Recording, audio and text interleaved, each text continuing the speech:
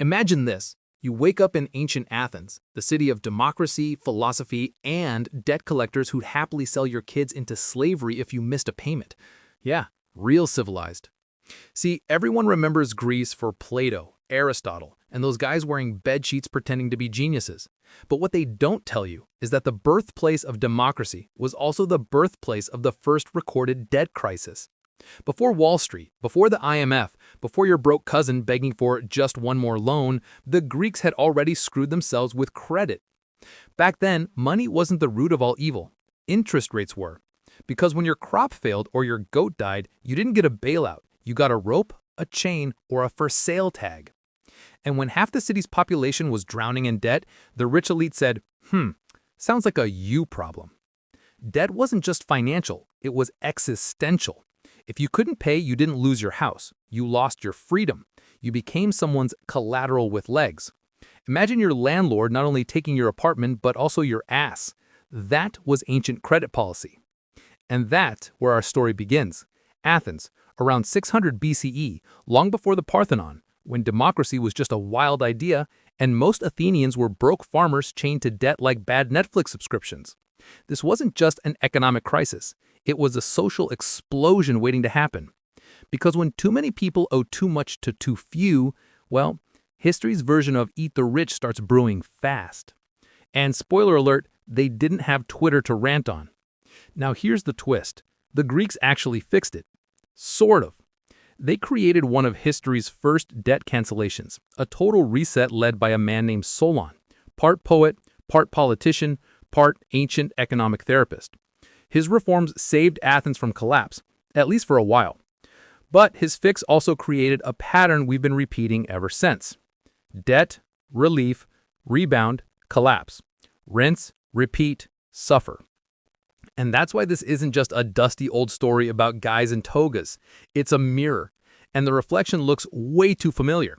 Because when modern nations keep borrowing like there's no tomorrow, they're walking the same path the Greeks paved 2,600 years ago, and spoiler alert, that road ends in tears.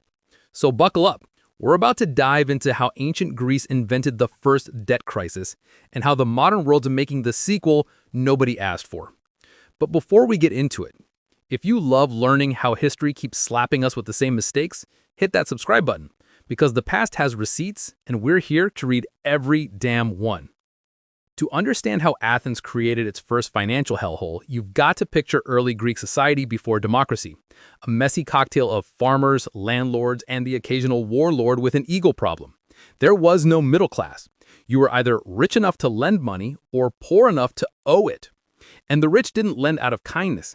They lent because it was profitable and humiliating for everyone else. Here's how it worked. A farmer needed seed, tools, or maybe a new plow.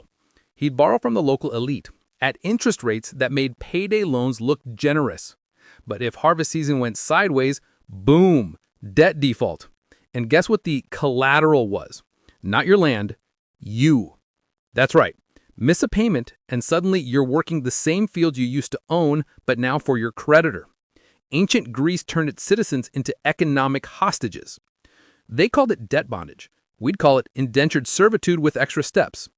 By the 7th century BCE, the situation was brutal. The small farmers, the backbone of Athens, were chained to their creditors. Families sold children just to keep from being dragged off themselves. And the city that would later invent democracy was being run like a f***ing debt collection agency. The land was owned by the few, the labor by the desperate, and hope by nobody. Athens was a ticking bomb, and the rich didn't notice because they were too busy importing luxury crap and congratulating themselves for their virtue. Sound familiar? Yeah, history's running the same scam, just with better suits. The crisis was so deep that even the aristocrats started to panic, not out of compassion, but out of fear. Because when half your population is enslaved by debt, they tend to start sharpening pitchforks. And that's when the Athenians realized something terrifying. If they didn't fix this soon, there'd be no city left to rule. No democracy, no economy, just blood on marble streets. So they turned to one man, a poet, philosopher, and reluctant reformer named Solon.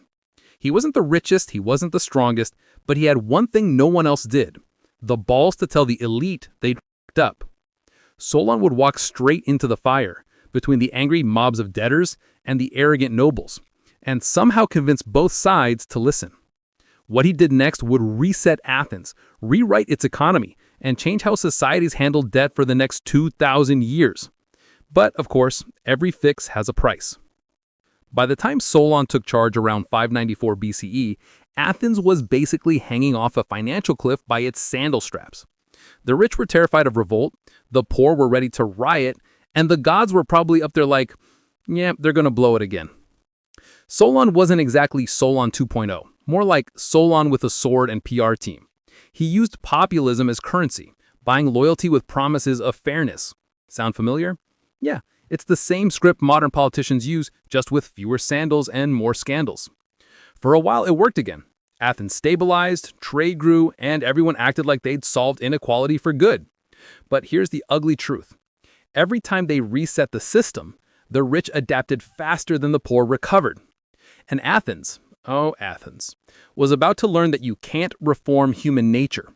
You can only delay its next disaster. For a brief golden moment after Solon's reforms, Athens looked stable. Trade boomed, farmers were free again, and people weren't selling their cousins to pay off barley loans. But the thing about human greed, it's like mold. You can scrub it, scorch it, or legislate it, but it always crawls back. Because while Solon had reset the game, he hadn't changed the players. The same elite families still owned most of the land, still held the power, and still knew how to play the system like a liar at a frat party. Within a generation, inequality started creeping back in. Debt didn't roaring through the front door, it slipped quietly in through the back. New taxes, new obligations, and of course, new ways to exploit the poor without technically breaking the law. It was like financial gentrification, ancient edition. The poor could own land again, sure, but the rich controlled the trade, the ports, the silver mines, and, let's be honest, the politicians. By the mid-500s BCE, Athens was a pressure cooker again. Solon had retired to write poetry, probably muttering, "I freed you idiots once, do I have to do it again?"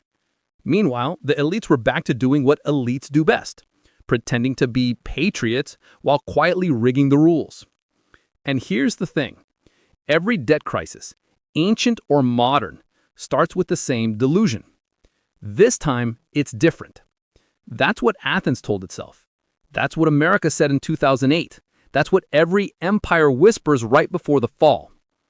By the time Pisistratus, Athens' first tyrant, came along, the poor were desperate again. He didn't need to stage a bloody coup, he just promised to cancel more debts, hand out loans, and punch the rich in their smug marble faces. And the people said, hell yeah, that's our guy. Pisistratus wasn't exactly Solon 2.0, more like Solon with a sword and PR team. He used populism as currency, buying loyalty with promises of fairness. Sound familiar?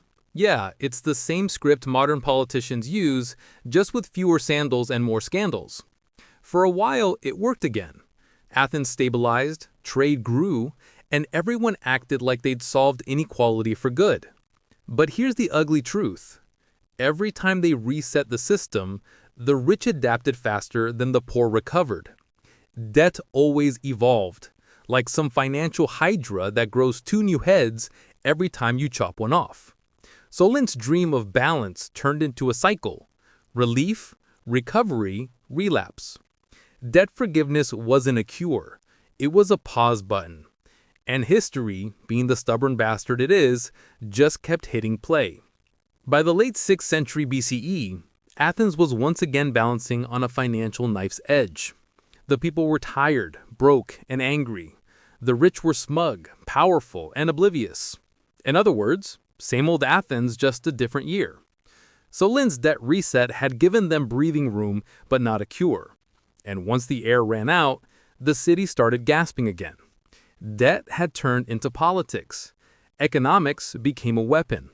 And every faction, the rich landowners, the poor farmers, the merchants, started pulling Athens in different directions until the whole thing looked like an ancient group chat about to explode. That's when the city finally cracked. Uprisings, assassinations, coups. Athens basically turned into a political reality show where everyone's competing for power and nobody wins. And out of that chaos came something no one expected: democracy. Yeah, the system we now worship as the foundation of civilized governance was literally born out of economic collapse. The Athenians didn't invent democracy because they loved freedom. They invented it because they were sick of getting financially throat-punched by the same handful of rich dudes. Democracy was their reset button 2.0, a social version of Solon's debt jubilee. Instead of just canceling loans, they canceled the monopoly of the elite. They gave ordinary citizens a voice, a vote, and for the first time in history, some control over how money and power worked. Of course, this new system wasn't perfect. The same greed that wrecked the old Athens would eventually come crawling back, just with better speeches and fancier temples. But the lesson stuck. If debt becomes too concentrated, if inequality stretches too far, people don't just complain, they revolt. And when they do, they either build something better or burn everything down. Now here's where it hits home. Modern governments think they're smarter than the ancients, with central banks, interest rates, and quantitative easing that sounds like wizardry. But strip away the jargon and it's the same damn story. Too much debt, too much inequality, too few people owning too much. Athens thought it could enslave its way out of an economic crisis. We think we can print our way out of one. Different tools, same delusion.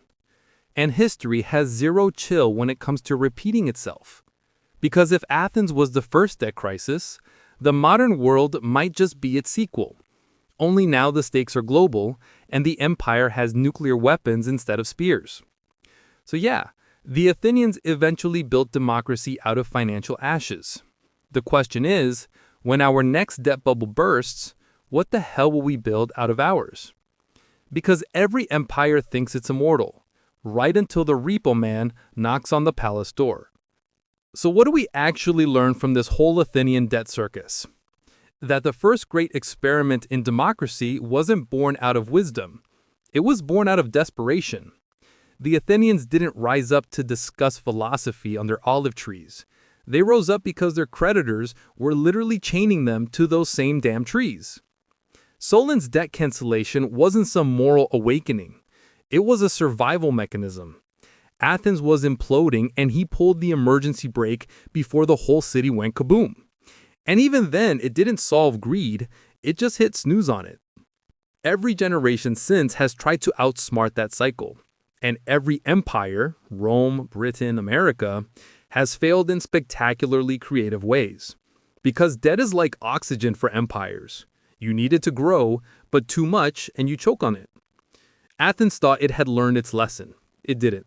It spent the next few centuries swinging between prosperity and panic, between golden ages and absolute dumpster fires. And we've been doing the same damn thing, just with credit cards instead of clay tablets. Today, when governments talk about stimulus, quantitative easing, or sustainable debt ratios, it's just polished Athenian poetry. Same logic, same addiction, different packaging. Here's the brutal truth. Every debt crisis is a story of denial. You think you're borrowing from the future, but the future always shows up, and it always collects. Sometimes it collects in money, sometimes in blood, sometimes in freedom. Solon gave Athens a way out, a blueprint for mercy. He reminded them that an economy is still made of people, and when people break, no spreadsheet can save you. That's the real warning from ancient Greece. Debt isn't just math, it's morality. Push it too far, and the system starts eating its own citizens. So yeah, maybe we're not so different from those farmers 2,600 years ago, staring at their empty field and wondering how the hell they got trapped by numbers they don't even control. The tools changed, the story didn't. And unless we learn from it, history is about to drop another sequel. Only this time, it won't be Athens the debt crisis. It'll be planet Earth final notice. So when your government says, "Don't worry, that's under control," just remember, Athens said that too, right before it shit itself into democracy.